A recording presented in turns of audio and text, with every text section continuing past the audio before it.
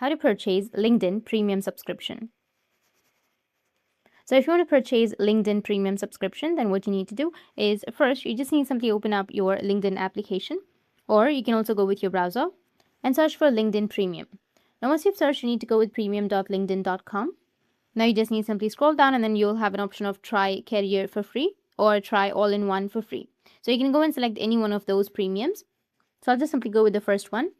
After that, you need to log into your LinkedIn account. And once you've logged in, you need to tap on try 1 month for free. You can go with the career plan or the business plan or all-in-one plan. Or you will also have the sales navigator, recruiter. So I'll go with the first one. Go with start my free month, which will be in the bottom.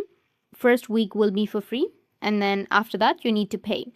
So you just need simply go with continue. And then if you've not added your payment method, you need to go and add your payment method. And once you've added your payment method, go and select your monthly or your annual billing cycle. Scroll down and then go with your payment method, select your payment method and scroll down again and go with activate trial. In this way, you'll be able to purchase LinkedIn subscription. And if you have any questions, feel free to comment below.